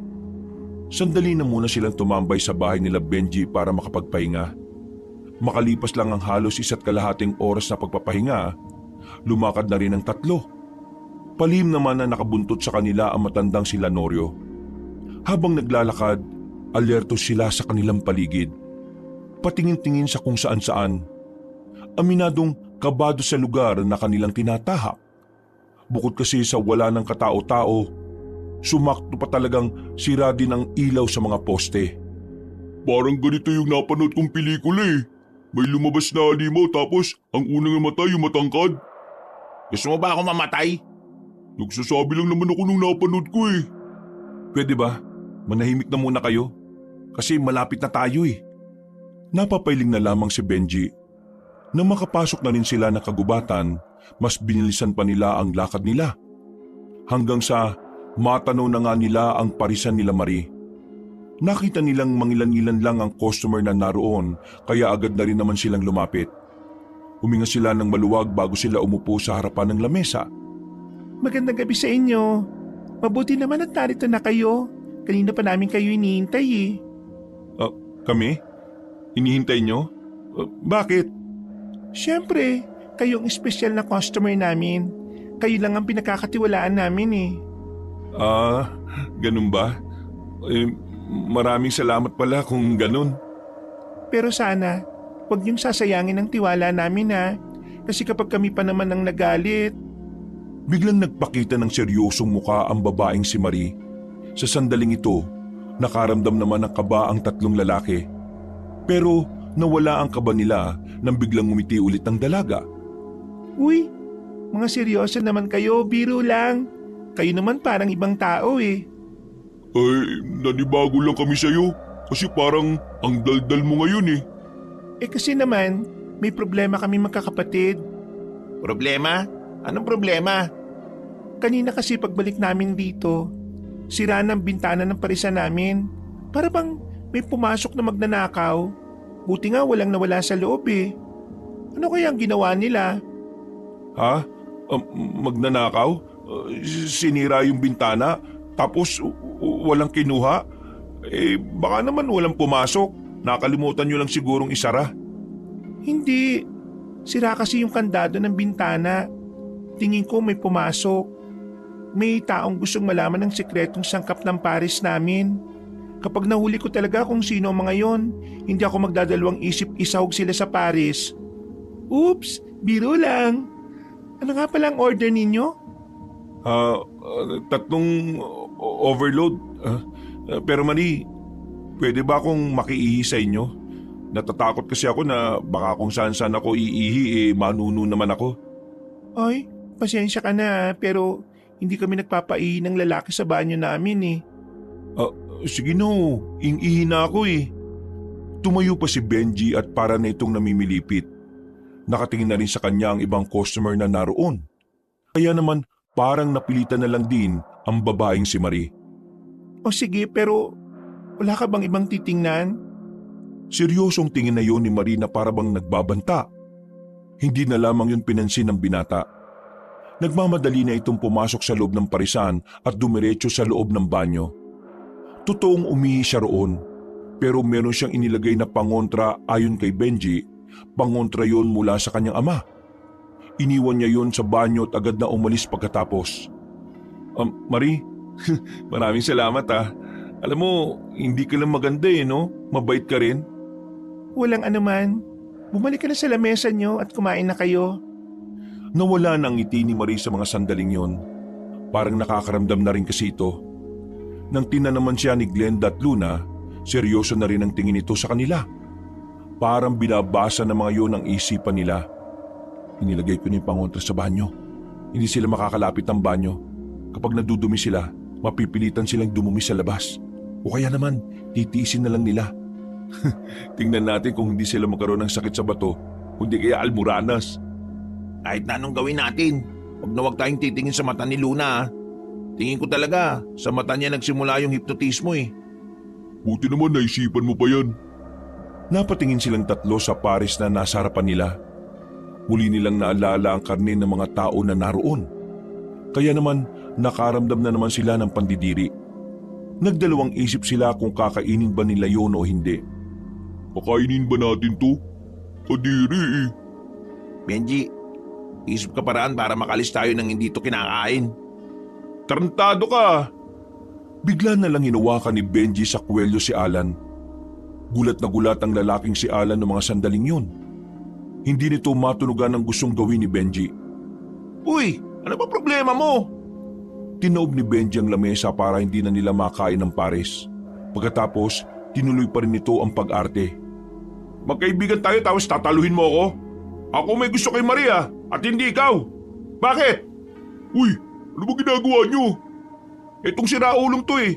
Kala mo talaga kaibigan ko. Pero may balak sulutin sa akin si Marie. Hindi na nakatiis ang tatlong dalaga at lumapit na rin ito sa kanila. Inawat sila nito at pinaglayo. Please, huwag kayo mag-away dito. Masisira ang negosyo namin. Marie, pasensya ka na ha. Pero hindi ko lang kasi matanggap ang pagtatraidor nito eh. Anong pinagsasabi mo? Wala nga akong ka-interest dyan kay Marie. Si Luna gusto ko. Huwag ka na magkaila pa. Ginagamit mo lang si Luna para mapalapit ka kay Marie. Narinig kita kagabi. Nananaginip ka at tumuungol ka habang binabanggit mo ang pangalan ni Marie. Nagbulungan ang ibang mga naroon. Maging ang tatlong babae rin ay parang nawiwindang. Tingin ni Benji ay naging epektibo naman ang ginagawa niya. Kaya oras na para umalis sila ron. Marie, Luna, Glenda, pasensya na ha. Kakausapin ko lang tong kaibigan ko sa ibang lugar para hindi na kami makaabala. Almar, tayo mo yung lamesa at magbayad ka ng doble. Ikaw Alan, mag-usap tayo ha. Hinila ni Benji si Alan at saka sabay na silang umalis. Nang makalayo-layo na sila, tawa ng tawa si Almar nang mapagtanto nitong isang malaking palabas lang pala ang eksenang yon. Banas na banas si Alan ng mga sandaling yon. Pero nagpapasalamat na lamang ito dahil nakalis sila ng hindi man lang nakakaramdam o nakahalata ang mga babae sa kanilang pakay. Hindi man sila nakagawa ng paraan para mapalapit sa mga yon. Ang mahalaga lamang kay Benji ay maabala niya ang pagtatrabaho ng tatlo. Yun lang ang nakikita niyang paraan para kahit papaano ay mapigilan niya ang operasyon ng pares. Kinabukasan nga, himbalang hindi nakapagtinda ang parisan nila Marie. Sa isip-isip ni Benji, tila naging epektibo ang ginawa niyang paglalagay ng pangontra sa banyo ng mga yon. Iandaan niyo mga sarili niyo ha. Ngayong wala silang tinda, siguradong may pinaplano sila. Nakahanda naman kami, Mang Lanorio. Kahit na anong mangyari, hindi namin sila uurungan. Mang Lanorio, tanong ko lang. Alam niyo ba kung gaano sila karami? Hindi pa namin alam. Pero may hinala kami na iba ang taktika nila kapag umaatake. Hindi sila makakasama, kalat-kalat. Kaya naman, yung iba namin kasamahan, sinabihan ko na nakumalat sa mga kalapit ding lugar. Yung pamilya natin ang baka idamay nila. Si Mama, nasan ba? Kapag ganito ang sitwasyon, napunta na ang mama mo sa kapatid niya sa kabila. Eh kayong dalawa, nasaan ang pamilya niyo? Hindi pa rin sila nakakauwi eh. Alam na nila gagawin nila. Napaliwanag ko na rin sa kanilang sitwasyon. Eh mabuti naman kung ganon. Eh di, makakapaganda na tayo ng walang iisipin na iba. Ano bang gagawin natin ngayon pa? Pupunta tayo sa Parisan. Mag-aabang tayo kung may darating na aswang doon. Umalis na rin kagad sila ng bakuran nila Benji. Malakas ang loob nilang maglakad sa kalsada ngayon dahil kasama na nila si Mang Lanorio. Sa pagkakataong ito, dumating sila roon at tahimik ang Parisan. Mukhang hindi talaga yung pinuntahan ng tatlong babae ngayong araw. Makalat pa rin sa labas. Papasukin natin ang loob. Marahan silang lumapit. Maingat ang bawat takbang nila nang hindi man lang nakakagawa ng kahit na anong ingay. Narating nila ang bintana. Sinira nila ulit yun at saka nakapasok ng walang kahirap-hirap. Hinalugog nila ang Parisan. Lahat ng lalagyan ay tiningnan nila. Hindi rin nila pinalampas ang drum. Pero wala nang laman yon. Mawawala na sana sila ng pag-asa nang meron silang makitang sako na nakatabi sa bandang sulok. Nang galawin nila ang sako, sakalang umalingaso ang amoy. Pagsilip nila, mga buto ng tao ang naroroon. Mga bungo na parang sariwa pa lang. Meron na naman silang dinalang tao.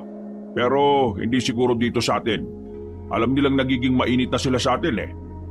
Kailangan natin malaman kung anong klaseng aswang sila para maumpisan na rin natin kung paano sila pupuksain. Sige pa, maghalugog pa kayo dyan. Kapag may nakita kayong kakaiba, sabihin nyo kaagad sa akin.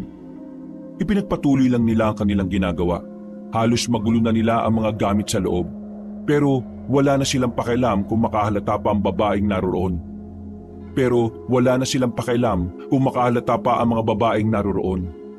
Wala silang nakitang kung ano. Talagang nilimas nila Marie ang mga ebidensya na maaaring makuha. Kaya ang ginawa na lamang ni Mang Lanorio, nilagyan niya ng malakas na pangontra ang parisan para hindi na ito magamit pa. Palabas na sana sila ng parisan nang maramdaman nilang may dumating sa labas. Naalarma ang apat. Hindi nila alam kung papaano sila makakalabas nang hindi sila nakikita ng mga aswang. Kaya naman, kanya-kanya na silang tago. Ilang sandali lang, agad nang nagbukas ang pintuan. Pagpasok pa lang ni Marie, bigla na itong napalabas agad. May pumasok na naman dito. Galit ang tinig ng babae. Narinig na lang din nilang may dalawa pang babae na umangil. Sinensya naman ni Mang Lanorio ang 3 binata na maghanda. Dahil sa mga sandaling yon, inaasa na talaga nilang mapapalaban sila. Umalis na tayo rito. Hindi na natin mapapakinabangan ang parisan na ito. Narinig na lang din nilang parang may pumagaspas na pakpak. Pagsilip nila sa labas ay wala na ring naroon. Nakahinga na muluwag sila Benji. Hindi naman na nila sinayang ang oras para makaalis na rin. Mula nang lagyan nila ng pangontra ang parisan na yon, wala na ring naging operasyon ng parisan nila Marie. Maraming kalalakihan ang lalungkot dahil hindi na nila nakikita ang 3 magagandang babae. Buong akala nila ay hindi na magpapatuloy ang parisan na yon. Pero nagulat na lamang sila nang malaman na hindi lang pala ang parisan nila Marie ang meron.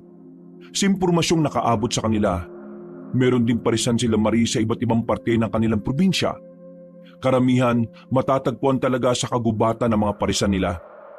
4 na araw pa lang ang nakalipas pero napakarami nang nangyari. Lalong kumalat ang usap-usapan na nangunguha na naman ng mga tao ang mga aswang. Hindi na sa kanilang lugar pero talamak yon sa ibang mga barangay. Dahil dito, nakataas na ang pagiging alerto ng mga albularyo sa iba't ibang samahan. Ano ngayon ang gagawin niyo? Napalayas niyo nga rito sa atin. Nasa ibang mga lugar pala lumipat. Ano pa ba? E di tutugisin namin ang mga hinayupak na yon. Sige, mag-iingat kayo. O ikaw Benji, alalayan mo tong papa mo. Matanda na to. Baka mamaya rayumahin habang nakikipaglaban to. Ano akala mo sa akin, Gurang? Matanda ka naman na talaga Ano bang akala mo sa sarili mo? Ay nako, yan na naman kayo sa edad nyo. Mamaya na nga yan. Nag-iisip kami kung anong gagawin. O sige, bahala na kayo sa mga buhay ninyo. Pupunta na ako sa kapatid ko at may gagawin kami. Naglakad na palabas sa matandang babae at dala pa nito ang ilang gulay na nakalagay sa malaking plastik. Bumuntong hininga na lamang din si Benji.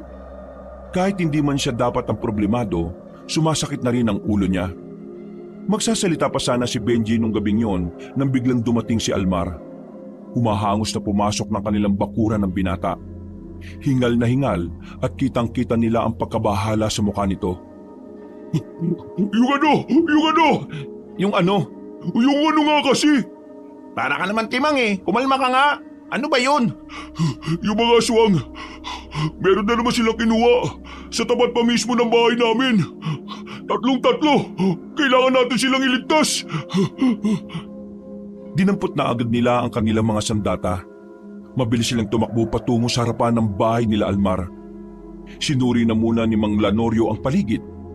Nakita niya ang laway ng mga aswang na nasa sahig. Dahil dito, nalaman ni Mang Lanorio na mga tiktik ang mga nangunguha ng mga tao. Madali lang malaman kung saan pumunta ang mga tiktik na yon. Samahan niyo ako. May inilabas na kung anong botelya matanda. Yun ang ginamit ni Mang Lanorio para alamin kung saan dumaan ang mga tiktik. Sa kakalakad nila ay nakapasok na rin sila sa masukal na kagubatan. Hindi sila nakapagdala ng kahit na anong ilaw kaya hirap sila sa kanilang dinaraanan. Ilang beses na silang sumasabit sa mga nakaharang na sanga pero hindi nila yun iniinda. Pa, sigurado ka bang dito sila dumaan? Parang shhh, Huwag ka maingay. Nang marinig na nila ang nagsisigawan ng mga tao, dito na nila mas binilisan ang paglapit sa mga yun. Naabutan nila ang 4 na aswang na pilit kinakaladkad ng 3 tao. Nagulat ang mga aswang at napatigil sa kanilang ginagawa. Paisasahog na naman sana kayo sa parisan ninyo na. Pwes, nandito ako para pigilan kayo. Pa, kasama mo kami. Nandito pala kami. Hindi tumugon sa kanila ang 3 aswang. Binitiwan ng mga yun ang 3 tao. Kung maliwanag lang, makikita nila ang nanlilisik na mga mata ng mga ito. Pero tanging ang mabangis lang na pag-angil ng mga ito ang malinaw para kina Benji. Hindi nagtagal, lumusob ang mga yon. Naging 1 versus 1 ang kanilang labanan. Sa unang sagupaan, napangiti si Mang Lanorio dahil nakikita niyang nagagamit ng 3 binata ang mga naituro nila. Kaya naman naging kampante na rin ang matandang si Lanorio na kakayanin nila Benji ang mga aswang. Akala nyo hindi kami handa ah. Yun ang akala nyo. Walang yung mukha yan. Kahit madilim, alam mong pangit eh. Akala mo, pinaglisa sa mga ng loob. Nang muling umatake ang mga aswang ay nagawa nilang makadepensa. Hindi makatama ang mga nilalang. Organisado ang galaw ng 3. Kalkulado rin nila ang paglapit ng mga yon. At kahit na may kadiliman, malakas din naman ang kanilang pakiramdam. Tinamaan ni Benji ang isang aswang sa leeg. Tagas agad ang dugo mula rito. Nang dahil doon, napatigil na muna ang mga aswang. Para bang bigla na lamang nabahala ang mga yon. Sabihin nyo sa boss nyo, tutugisin namin kayo lahat. Gigil na umalis na lamang ang 4 na aswang, habang ang 3 biyag naman na tao ay agad ring tumakbo palayo. Dapat hindi na natin sila pinatakas eh. Makakapaganda pa sila eh.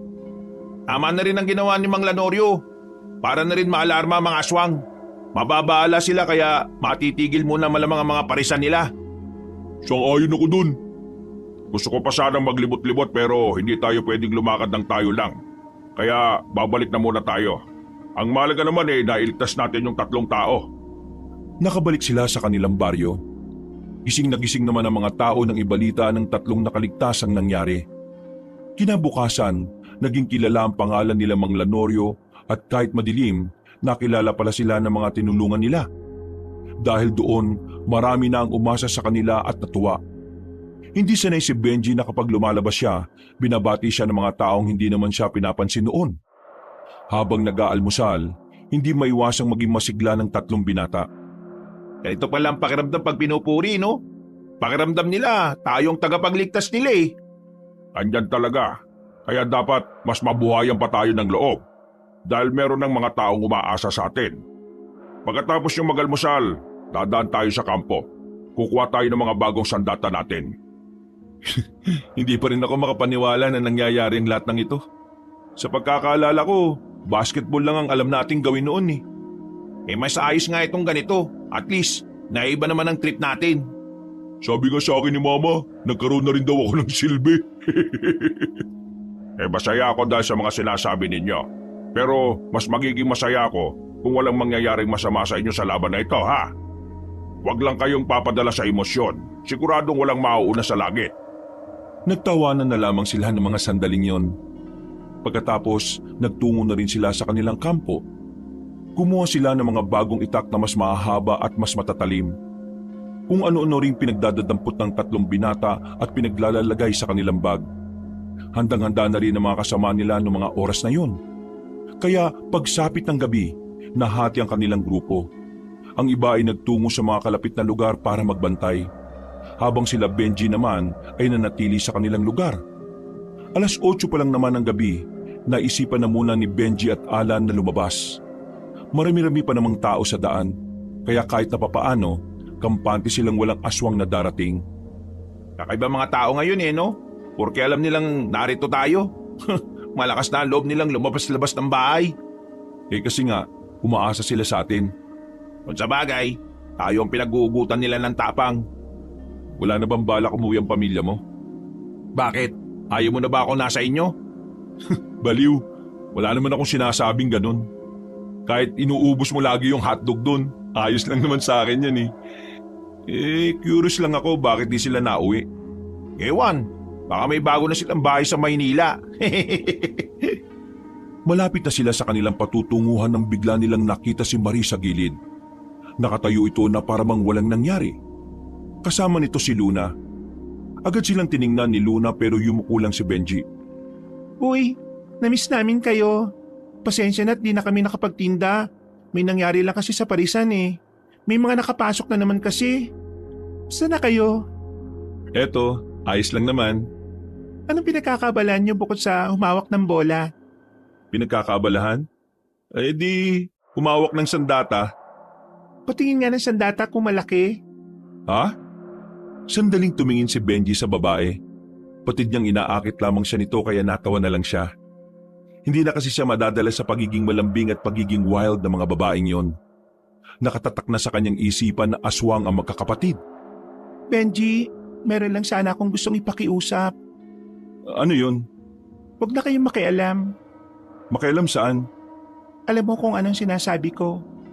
Meron din akong gustong ipakiusap. Ano yon? Tigilan nyo ng ginagawa nyo kasi mamamatay lang kayo. Sumilay ang nakakalokong ngiti sa mukha ng dalaga. Pati na rin ang babaeng si Luna ay nakangiti na rin. Pagtingin ni Benji kay Alan, nakatulala na lang ito. Parang wala na naman ito sa sarili. Napagtanto ni Benji na nasa ilalim na ng hipnotismo ang lalaki. Anong ginawa mo sa kanya? Si Luna ang biyasa pagdating sa paggamit ng hipnotismo sa aming tatlo. Good luck na lang sa kaibigan mo kung makabalik pa siya sa dati. Dahil mula ngayon, tauhan na namin siya. Uy! Alan! Naalarma na si Benji noong mga sandaling nakita niyang tila wala na sa sarili ang kaibigan niya. Lumapit ito kay Luna, pero nagulat na lamang sila nang biglang sakalin ni Alan si Luna.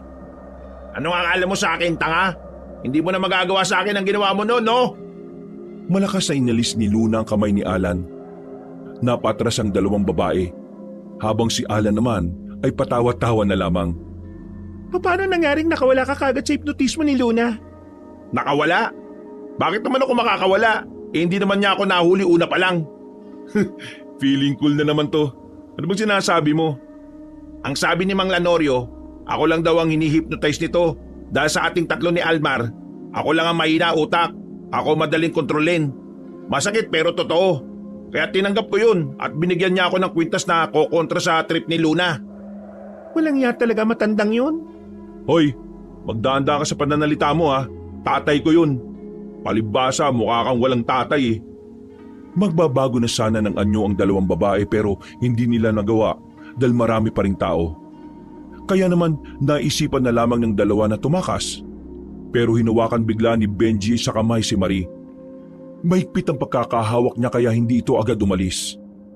Bitiwan mo ko. Hindi kita mahal. Anong pinagsasabi mo? Napatingin ang mga tao sa kanila. Nagmukha tuloy silang nananakit ng babae noong mga sandaling yon. Kaya naman hindi na natiis ni Benji na ipaalam din sa mga tao ang tunay na kulay ng dalawang babaeng yon. Etong dalawang ito! Sila ang dalawang babae na nasa bagong parisan. Mga aswang sila! Malakas na inalis ni Marie ang kamay ni Benji. Kaya ang hinawakan na lamang ni Benji ang damit nito. Sa pagpupumiglas ng babae, nasira ang damit at ang tanging suot na lamang ni Marie ay ang bra at panty nito.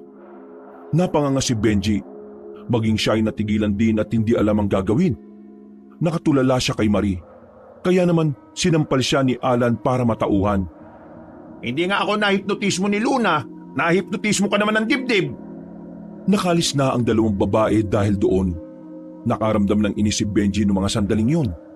Hindi niya rin kasi inaasahan na gano'n ang mangyayari. Alam ko na ang pwede maging kahinaan natin. Ano?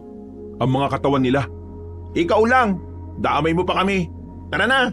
Kailangan malaman to ng papa mo. Hindi na sila tumuloy sa kanilang pupuntahan. Agad naman silang umuwi at binalita kina Mang Lanorio ang nangyari. Gigil na gigil si Benji na habulin ng dalawa noong mga sandaling yon. Pero sabi ni Mang Lanorio ay maaring bitag lang ang ginawa ni Marie at Luna. Kaya nagdesisyon silang manatili na muna sa kanilang kinalalagyan. Kailangan nating sanayin ang mga sarili nyo sa mga hindi inaasahang pagkakataon. Kagaya na lang po ng alin. Naglatag si Mang Lanorio ng maraming magasin. Larawan nyo ng mga babaeng walang saplot kahit isa. Para saan to pa? Dahil sa kinuwento nyong nangyari ngayon, masasabi kong tama ka, Benji. Yan ang magiging kahinaan ninyo. Tingnan nyo mga magasin na yan hanggang kinabukasan ng umaga. Walang matutulog, walang magsasarili. Kailangan nyo masanay.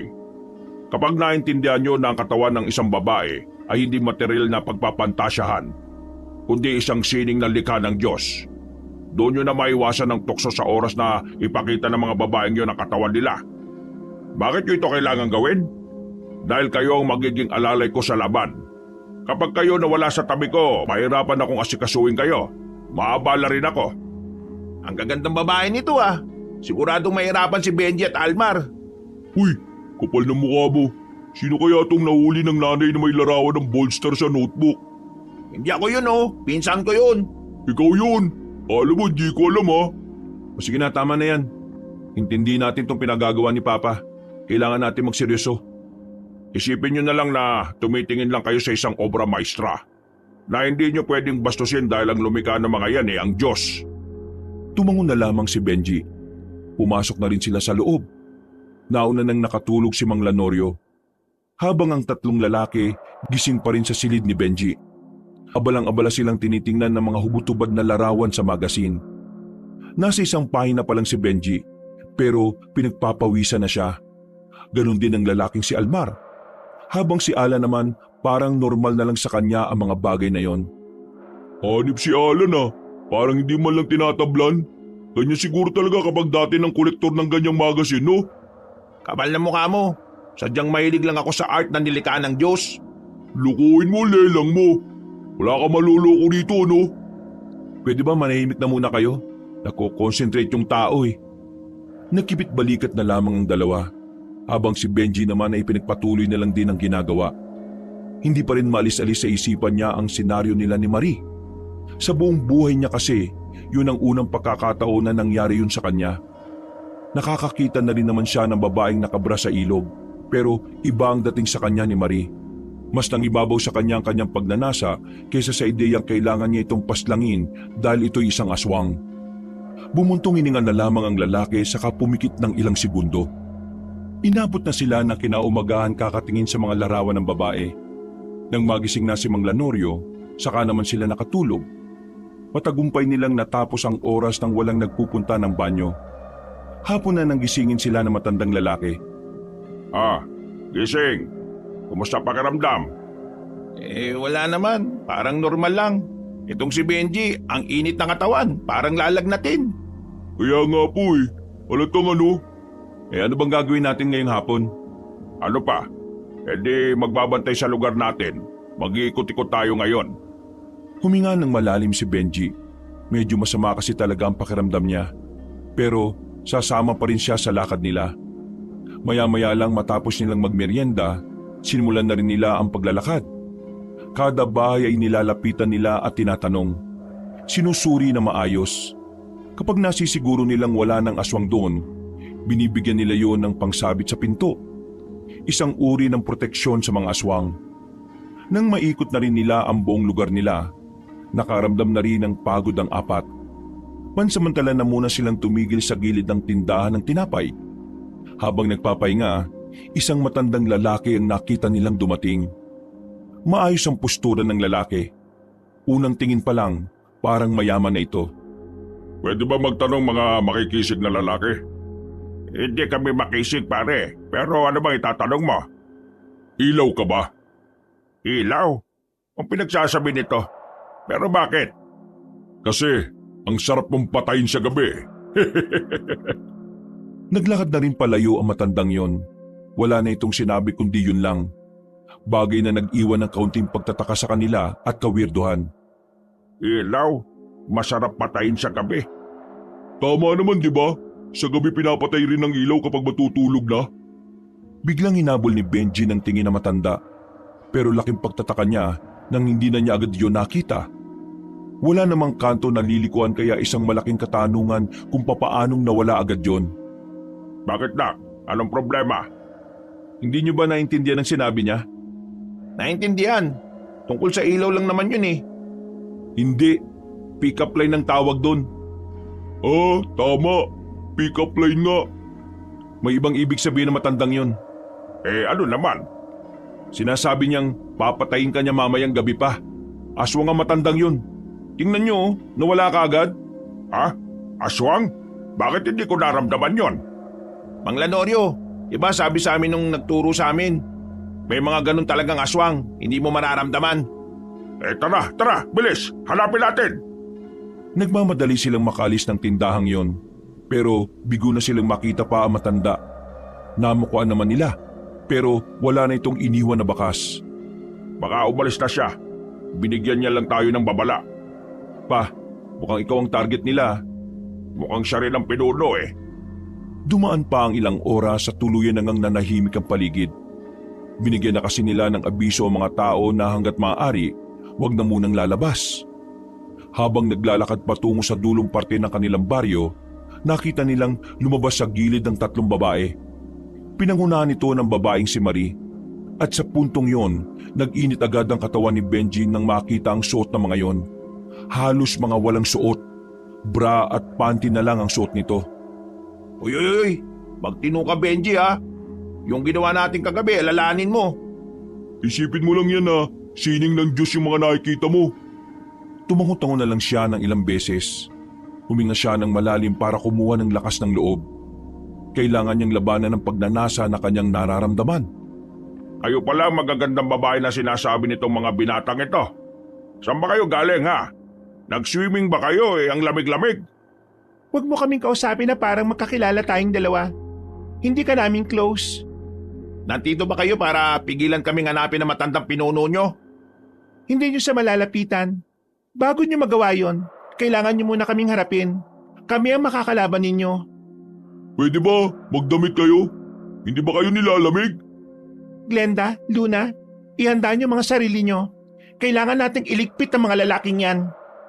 Humaba na ang kuko ng mga babae. Nagbago na rin ng kaunti ang mukha ng mga yon. Pero ang katawan nanatili pa ring mainit sa mata ni Benji. Hindi nagtagal, lumusob na rin ang 3 babae sa kanila. Napatulala lang si Benji sa gilid, habang sila Mang Lanorio naman ang kusang umarap sa mga aswang na yon. Diyos ko, umilos ka naman dyan anak. Mapapahama ka dyan, buwang! Galaw-galaw! Pumikit sandali si Benji at sa pagdilat niya, buo na ang kanyang loob. Handang-handa na siyang harapin ang babaeng si Marie. Hawak niya ang mahaba at bagong itak. Kumikislap pa ang talim nito dahil sa liwanag na tumatama. Kakayanin kita, Marie! Kakayanin kita! Sigurado ka ba? Baka bigla ka nalang lumuhod mamaya sa harapan ko. Lumundag ang babaeng si Marie patungo sa kanya. Kinakalmot-kalmot siya nito at patuloy niya naman itong iniilagan. Nakatingin lang siya sa mukha ni Marie para hindi siya maakit. Nang makakuha ng tamang pagkakataon, nahagip niya ang babae sa braso. Agad na dumaloy ang dugo mula roon. Mahusay ka pala, Benji. Ganyan ang gusto ko sa mga lalaki. Mahuhusay. Gumapang ang dalaga at tumalon ng mataas. Pumaybabaw ito kay Benji. Nang maramdaman niyang gumagalaw-galaw ang dalaga, tila nawala na naman sa wisyo ang lalaki. Ito lang pala ang katapat mo eh. Akmang kakalmutin na ito ni Marie pero biglang nakalapit si Mang Lanorio. Sinipa niya ng malakas ang dalaga kaya tumalsik ito. Hinila naman agad ng matandang lalaki ang kanyang anak. Anak, kailangan mo na matinding focus. Kung hindi, ikaw ang matatalo niyan. Tumango na lamang si Benji. Huminga siya ulit ng malalim. At hindi na niya hinintay pang lumapit sa kanya ang babae. Dali-dali na niyang inatake si Marie. Makilang ulit na niyang hinagupit yun. Nagulat ang dalaga dahil tila mas lalong gumaling na ang lalaking si Benji. Nang makakuha pa ng tiyempo, tinaga ni Benji ang babae at tinamaan naman yun sa balikat. Noong mga sandaling yun, pakiramdam ni Benji ay matatalo na niya ang babae. Pero nagkamali pala siya ng hinala. Nagulat silang lahat, lalo na si Benji, nang alisin na ng dalaga ang bra nito. Dahil dito, parang masisiraan na ng ulo ang binatang si Benji. Tuluyan na itong nawala sa wisyo. Sinamantala na yun ang babaeng si Marie. Kinalmot niya si Benji. Kahit nakailag siya ng bahagya, naramdaman niya pa rin ang hapdi. Bakit? Hindi mo ba ito nagugustuhan? Pambira si Benji, parang nabubuang na. Nilapitan agad ni Mang Lanorio ang kanyang anak. Sinampal niya ito ng malakas ng 3 beses. Sa lakas ng sampal, dumugo pa ang labi. Maging si Marie ay hindi niya rin inaasahan yon. Magising ka sa katotohanan. Mamamatay kang walang naitutulong. Natauhan na naman si Benji. Nakaramdam ng galit ang binata. Inis na inis siya nang lumapit siya kay Marie. Sa puntong ito, wala nang pakialam si Benji. Kahit ingudgud pa siya sa dibdib nito dahil sa wakas nakuha na rin niya ang tamang focus. Tinamaan niya sa tagiliran si Marie, habang si Glenda at Luna naman nagiging tagilid na rin sa laban na yon. Kaunti na lang, todas na mga ito. Tara na, tapusin na natin ang mga hubaderang ito. Pumorma na silang apat. Nang sila naman ang lumusob, si Marie lang ang nakailag, habang ang dalawang babaeng si Glenda at Luna natuluyan na sila ng dalawa. Galit na galit si Marie sa mga sandaling yon, pero wala itong magawa kundi ang umalis na lamang at magsumbong. Napatay man nila ang dalawang babaeng aswang, hindi pa rin sila pwedeng makampante dahil hanggat nabubuhay si Marie at ang matandang hinahanap nila, hindi pa rin mapayapa ang kanilang isipan at ang kanilang lugar. Kinuha nila ang bangkay ng dalawang babaeng aswang at tinatid sa barangay. Sa mismong gabi din na yon, lumabas ang mga tao para saksihan ang pagsunog ng katawan ng dalawang aswang. Nagdidiwang agad ang mga tao, pero sila Benji, tahimik lang sila sa gilid. Pasensya na kanina. Wala yun. Nalabanan mo naman at nanalo naman tayo. Ang malaga, pinakita mong kaya mong lagpasan ng pagnanasa mo. Napalingon silang lahat sa bubungan ng barangay nang makita nila ang isang matanda at isang babae na naroon. Naalarma na ang mga tao nang mapagtantong ang dalawang yon ay mga aswang. Si Marie ang babae, kasama nito ang matandang lalaki. Nasa kanilang palagay, yon ay ang pinuno ng mga aswang. Well, kagaya ng inaasahan ko, mababaw ang kaligayahan ng mga tao. Nakapatay lang nagdiwang na. Mga ignorante! Ikaw ba nga mo ng 3 babaeng kalaban namin? Oo, hindi lang basta amo. Ako rin ang may-ari ng parisan na sinira ninyo. Ikaw pala ang pasimuno ng lahat ng ito Lintik ka pala kung ganon. Wala ka bang pambili ng karne ng baboy o baka? Bakit karne ng tao ginagamit mo? Mas malinamnam kasi ang karne ng tao. Human meat is so delicious. Walang iyang matanda to, pa-English pa eh. Bumaba ang matandang si Demetrio. Inihanda naman nila Benji ang kanilang sarili. Alam nila sa mga sandaling yon, magsisimula na naman ang labanan. Alam niyo bang nanggigigil ako sa mga mukha ninyo? Dahil kayo, sinira niyong negosyo ko. Wala kaming pakialam kahit na mukha mo pang masira. Hindi na nagsayang ng oras sa matandang aswang. Bigla-bigla na lamang itong nagbago ng anyo. Pumangit ang mukha nito at humaba ang buhok. Nanlalaki ang mga mata ni Mang Lanorio. Ngayon lang kasi siya nakakita ng lalaking kubot na aswang. Gumala ang mahaba at makakapal na hibla ng buhok ni Mang Demetrio. Noong mga sandaling yon, alam na nilang mahihirapan sila sa laban. Kaya naman, naghiwa-hiwalay na sila ng pwesto. Pinalibutan nila ang aswang na si Demetrio. Sabay-sabay silang umatake pero hinawi lang sila ng malakas ng buhok nito. Bakit ba nga ba ng buhok ng siraulong yan? Kubot yan. Isang uri ng aswang na humahaba ang buhok. Pero hindi ko alam kung bakit may lalaking kubot. Kadalasan, babae lang kasi. Hindi na naituloy ni Mang Lanorio ang kanyang sasabihin nang pumulupot sa katawan nito ang hibla ng buhok ni Demetrio. Inangat siya ni Demetrio at inilapit at pinagsasampal ni Demetrio si Mang Lanorio ng maraming beses. Walang iya ka. Ikaw ang pasimuno ng lahat ng yan Ayan, sampal ka ngayon. Mga pre, bilis! Agad na tumakbo ang 3 lalaki patungo kay Mang Demetrio. At sa pagkakataong yon, nagawa na nilang patamaan ang matandang aswang. Tinaga nilang 3 si Mang Demetrio sa katawan. Dahil dito ay nabitiwan nito si Mang Lanorio. Hindi pa sila nakontento. Sinuntok pa ni Mang Lanorio ang aswang ng ilang beses para makaganti. Pagkatapos ay agad na rin silang lumayo dahil nagbabadya na naman ito ng pag-atake. Sinaulong aswang yan Ang sakit ng sampal. Sabi mo sa amin, anong kainaan ng mga kubot? Sa dibdib. Sa dibdib natin siya kailangang birahin. Hindi pa sila tapos mag-usap ay agad nang gumala ang buhok ng kanilang kalaban. Nagtakbuhan na muna sila para hindi sila mapuluputan. Nang makarating na sila sa gilid ng mga kabahayan, pansamantala silang nakapagpahinga. Nakita nila ang buhok na parang may sariling isip na umaharap sa kanila. Kapag nagkaroon tayo ng pagkakataon, putulin natin ang buhok. Mababaliw yan kapag naputol ang buhok niya dahil mahalaga yun sa mga kubot. Kakatingin nila sa labas, hindi na nila nabantayan na nasa likuran na pala nila ang buhok. Hinila si Alan palabas at si Almar. Samantalang nakailag naman si Mang Lanorio at si Benji. Hindi nyo na ako matatakasan! Papalagpasan na sila nang biglang mablot na rin ang kanilang paa. Pare-pareho na silang bihag ni Demetrio sa mga sandaling yon. Mari, halika! Di ba galit ka sa kanila? Ikaw ang tumapos sa kanila. Pero bago yon, bigyan na muna natin sila ng pagkakataon para makapagpaalam sa mundong ito. Sinabi ko naman sa inyong wala kayong panama sa pinuno namin, di ba? Ngayon, sisihin nyo na lang ang mga sarili nyo dahil mamamatay kayong walang magagawa. Marie, itigil nyo na to! Bakit naman namin gagawin yon? Nagninegosyo lang kami. Pwede naman kayo magnegosyo nang hindi dinadamay ang mga tao eh. Mali ang ginagawa nyo. Kaya nakikiusap ako sa inyong itigil nyo na to. Bigla ka yatang bumait ngayon, Benji. Nasaan na ang tapang mo kanina? Pre, wala kang mapapala sa pakikipag-usap dyan. Sira ulo ng mga yan. Ikaw, matandang aswang, anong pangalan mo? Kanino ko pa hinihintay na tanungin niyo ang pangalan ko? Sa wakas, may pagkakataon na rin ako magpakilala na maayos.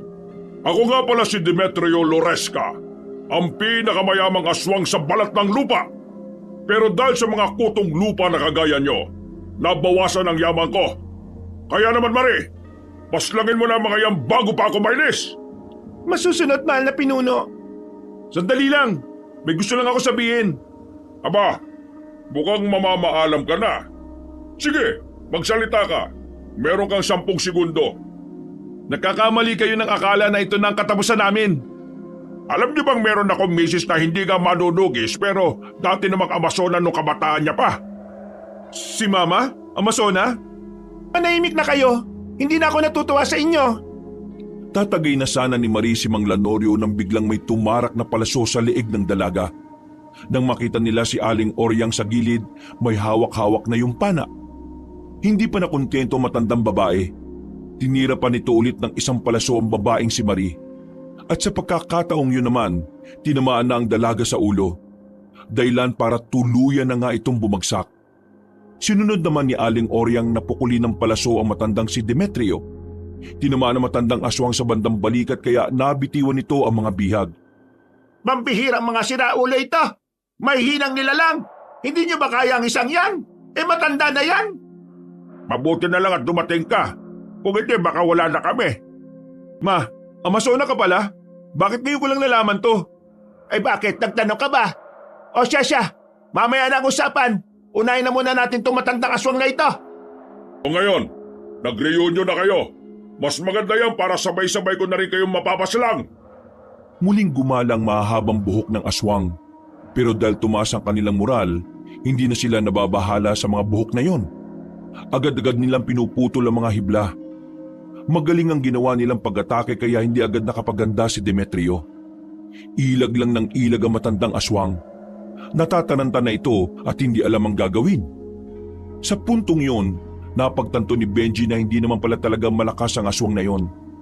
Parang ang hindi rin yun sanay sa pakikipaglaban. Halatang takot nang mawala na ang mahahaba nitong buhok. Natatakot ka na ba, tanda? Bakit naman ako matatakot sa inyo? Hindi nyo nga ako matatalo, mga inutil! Tinamaan ni Aling Oryang ng palaso matandang aswang sa hita. Dahilan para mapabagal nila ang kilos nito. Sinubukan pa ni Mang Demetrio na atakihin ang 3 binata. Pero nakailag lang ang mga yon. Sa halip, tinaga ni Benji ang aswang sa bandang tiyan. Sinundan naman yon ni Alan at Almar. Nang mapalud na ang aswang sa kanilang harapan, hindi na nagsayang ng pagkakataon si Mang Lanorio. Itinarak na niya ang itak sa dibdib ni Mang Demetrio. Paghugot niya, nakuha pang tumayo ng kanilang kalaban. Hindi ako pwedeng mamatay! Paano na lang ang mga negosyo ko? Hindi pwede! Kami na bahala sa mga negosyo mo. Gagawin namin ang lahat para lang matigil na yon. Hindi niyo pwedeng gawin yon. Hindi! Tuluyan ang bumagsak ang matandang si Demetrio. Ilang segundo lang ang nakalipas, nalagutan na rin ito ng hininga. Noong mga sandaling yon ay nakahinga na rin sila ng maluwag. Diyos ko naman talagang buhay to. Kung hindi pa talaga ako dumating hindi pa ito matatapos. Kaya ka nagpapasalamat ako sa iyo eh. Alam nyo, kung hindi nyo na itatanong, nung araw, itong mama mo, Benji, siya ang tumutulong sa akin kapag may ganitong problema. Mamaya nyo na sabay kwento. Pambira. Parang hindi ko talaga kayo kilala eh. Baka naman sa susunod na araw mabalitaan ko na lang na itong si Mama isa palang birador sa Maynila ah. Ang malaga naman sa ngayon, natapos na natin ang problema. Di ba, may mga parisan pa sila? Anong gagawin natin dun? Kagaya ng sinabi ko kanina, iisa-isay natin ang mga yon at ipapasara. Ang ibang aswang naman na tauhan nila, hahanapin din natin. Madali na lang naman yon dahil mga pangkaraniwang aswang na lang yon. O kahit, wag na kayong sumama Ang mabuti pa umuwi na tayo. Ipapasunog na lang natin ang mga bangkay niyan sa mga tanod. Masisilang umuwi ng mga sandaling yon. Nang malaman ng mga residente ang mga nangyari ay agad na nagdiwang ang mga iyong kinabukasan. Sikat na naman sila Benji ng mga sandaling yon. Sa katunayan, pinarangalan pa sila ng kapitan. Pero sa mga sumunod na araw, ipinagpatuloy nila ang kanilang misyon. Isa-isa nilang hinanap ang mga naiwang parisan ni Mang Demetrio. Sinira nila ang mga yon at nang maubos na nila, inisa-isa naman nilang hanapin ang mga natitirang aswang. Nagtagumpay din sila at tuluyan na nga nilang nakamit ang ninanais na katahimikan. Mula na mangyari yon, tila humina na rin ang mga parisan sa bawat lugar. Nagkaroon na kasi ng trauma ang mga tao mula nang kumalat ang tungkol sa paglalagay ng karne ng tao sa parisan. Benji, isasama mo ba mamaya yung mga kaibigan mo? Anibersaryo ng samahan ngayon, pumunta kayo. Oo pa, pupunta kami mamaya. Siyempre, hindi na rin naman iba sa amin ang mga naroon. Kung hindi dahil sa kanila, baka mangmang kami sa pakikipaglaban. Ay, siya nga pala pa. Baka hindi na namin maituloy yung pagiging manunugis ha. Naisip kasi naming tatlo na mula bukas, maghanap na rin kami ng matinong trabaho. Ay wala namang problema yon. Masaya ako na isip mo rin yan. Huwag ka mag-alala. Kapag may mga dapat bayaran ako nang bahala sa inyong tatlo. Maraming salamat ma, pa. Nagyakapan na lamang ang tatlo ng mga sandaling yon.